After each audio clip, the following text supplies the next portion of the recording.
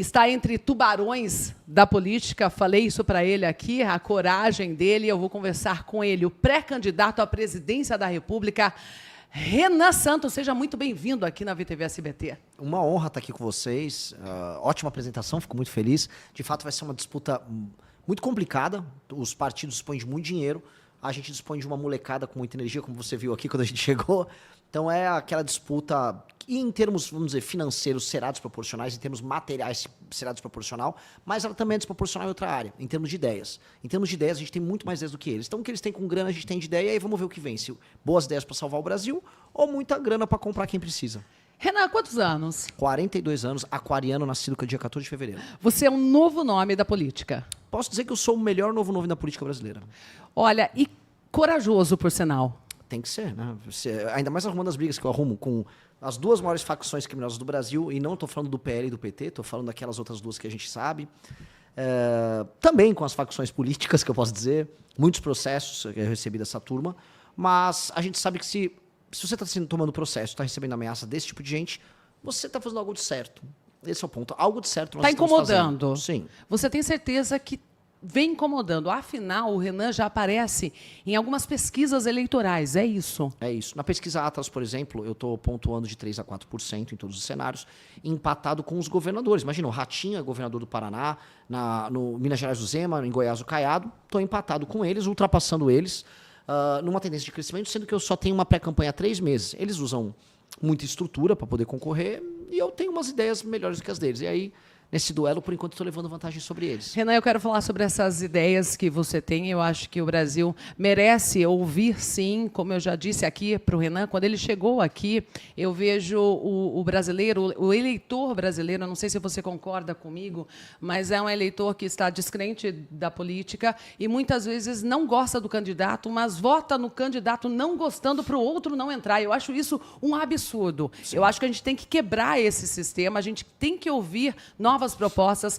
novos candidatos, sim, e dar novas oportunidades para mudar o sistema que, no meu ver, eu fico triste. Eu fico triste.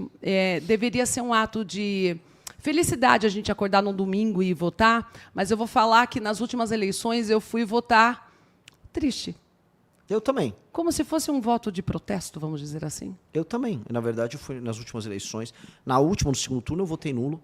Eu não acreditava nos candidatos e acho que os dois candidatos estavam mais interessados em encher o bolso de dinheiro e não apresentar nenhuma proposta para o Brasil. Basta ver o seguinte, no segundo turno, entre Lula e Bolsonaro, os dois ficaram brigando igual duas crianças no debate. Pareciam 2 meninos brigando. Era patético, só que eram 2 senhores com mais de 70 anos. Como é que 2 homens com mais de 70 anos se comportavam igual 2 crianças idiotas?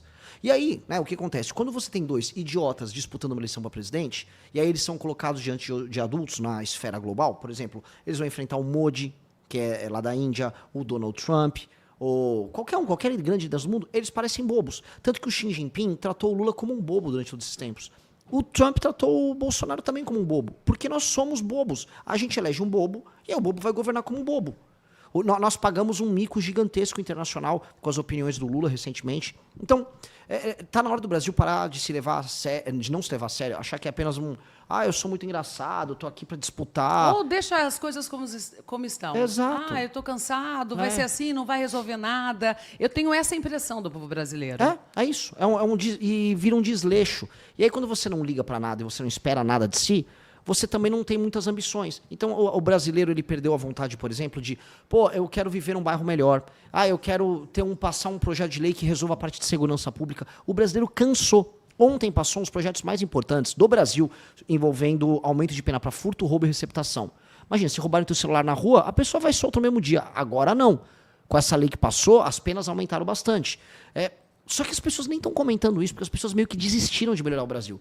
As pessoas estão preocupadas, eu volto a repetir, em torcer pelo político A, B ou C. Pois bem, o político A, B ou C, que são esses que estão disputando o poder aí, eles são políticos velhos, muito velhos, com ideias muito velhas, e as ideias estão tão velhas que eles nem lembram mais delas. Por isso que a proposta, e eu vou dar um nome para eles, do Lula contra o Flávio Bolsonaro pelo menos eu não sou ele. E a do Flávio Bolsonaro contra o Lula, pelo menos eu não sou ele. E aí acontece o que você descreveu, que eles tentam pedir para você votar no menos pior. Dá para não votar no menos pior, dá para ter uma eleição em que você vote no melhor. E, Renan, ainda falando sobre esse projeto de lei, sobre a pena ficar mais grave, acontece um outro problema, o Poder Judiciário. Sim. Que está em descrédito também. Total. Então, de repente, a pessoa vai presa porque realmente roubou o celular. O sistema carcerário é frágil aqui no Brasil e o judiciário piorou. A pessoa, roubou um celular, tá, cumpre lá a pena, tal, vai solto e está roubando de novo. Então, assim, é um sistema que tem que ser mudado no geral. Sim. E você tá com essa coragem? Mas precisa ter. Olha só, o que eu proponho sobre todos esses assuntos. A gente pode falar de imposto, de roubalheira, de crime. Tenta imaginar o seguinte, qual seria o seu Brasil ideal? Vamos tentar imaginar como é que seria um país sério daqui 30 anos. É um país que estaria sentando numa mesa como essa, com as maiores nações do mundo. Estaria o presidente dos Estados Unidos, da Rússia, da China, da Índia e do Brasil. O Brasil teria que ser um país importante. Tem tamanho, tem território, tem população para isso. É um Brasil que não tem mais favela. É um absurdo a gente ver um país que as pessoas moram em favelas. É um país que não tem mais crime organizado. É um país que as pessoas estão todas trabalhando. E não hoje com metade do país recebendo algum tipo de auxílio e a outra metade ralando e pagando imposto. É um país em que as ruas são limpas, em que as casas não precisam ter muros porque não vai ter ladrão tentando invadir a casa. É uma rua em que você não precisa botar insufilme no seu carro porque ninguém vai roubar a tua bolsa dentro do carro. Seria o Brasil perfeito. E não é você nem perfeito. Que é possível? É que não é um Brasil perfeito, Mas é um país normal. Que é possível isso? Normal. Porque quando você me pergunta assim, Marielle, qual um Brasil perfeito? Sem fome, com educação, com uma saúde digna, com moradia. Sim. Não morar numa favela, por exemplo, com segurança, a gente poder sair sem medo na rua. Para mim, parece um Brasil muito distante. Exato. Que pena, que triste. E você sabe o que é mais assustador? Só que seria o básico. Seria o básico o Brasil ser assim. Sim. Agora, reparou que a gente não consegue sonhar no básico. O básico parece assim, nossa, que maluquice. Tá distante. Tá distante. Só que se você pegar um avião agora e for pro Chile, pro Uruguai ou pra Argentina, 3 países que têm seus problemas, suas dificuldades, adivinha, é praticamente assim que a gente escreveu. No Chile não tem favela. No Chile há um pouco de pobreza, mas é muito maior do que no Brasil. Não tem esses assaltos que a gente tem. O Chile é um país de terceiro mundo, assim como o Brasil, e se resolveu. Países na África estão se resolvendo. Ruanda, que era um país que nos anos 90 a gente só falava guerra civil, epidemia de doenças das mais diversas. Pois bem, Ruanda resolveu o problema dela. Ruanda, você vai para Kigali, capital da Ruanda, ela é mais limpa que as capitais brasileiras. Se Ruanda está se resolvendo, se o Vietnã, que a gente fazia piada da guerra do Vietnã, se resolveu, por que o Brasil não consegue?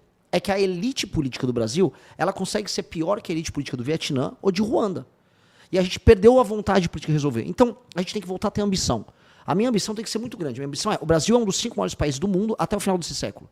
E para fazer isso, eu vou ter que tornar o Brasil um país economicamente forte, com marcas famosas mundo afora. Se eu perguntar para um gringo qual é uma marca brasileira, no máximo alguém vai falar Havaianas. Talvez vai falar Havaianas.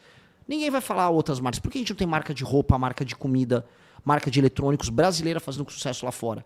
A gente precisa. Um país sério tem que ter. Sim. Por que a gente... os gringos hoje não têm respeito pelo Brasil porque o Brasil não tem armas para se defender. Se os Estados Unidos quiser derrubar o governo brasileiro, igual ele derrubou o da Venezuela, ou do Irã, ele derruba a gente num estalo de dedo.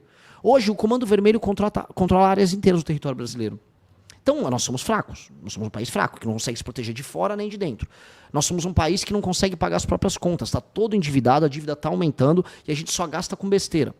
Nós somos um país com desigualdade regional bizarra. As pessoas no Nordeste estão muito pobres. As pessoas no Norte estão migrando para o Sul. Como resolver isso? Então, se você olhar o Brasil ideal para 2030, eu penso assim, bom, para daqui 30 anos, desculpa, para 2056, vamos pensar, o que eu vou fazer daqui até 2056 para entregar esse país? E foi o que nós fizemos com o nosso partido. A gente montou um partido com um plano, chama Livro Amarelo, e aí montamos um plano de ação para o Brasil ser esse país que a gente quer até 2036. Já tem esses planos? Já tem. São 6 livros que nós montamos, e nós vendemos esse livro para as pessoas compraram esse livro, e com o dinheiro da venda do livro a gente montou nosso partido. E o brasileiro tem que ler, né? Tem que ler mais, inclusive, porque Sim. falta isso, Renan. Sim. Você falou do partido, aliás, eu iria começar a entrevista falando sobre o partido. O partido foi criado recentemente, como você falou, mas vem do movimento criado por você e uma outra pessoa, um outro fundador. O Kim Kataguiri, deputado. Que é deputado.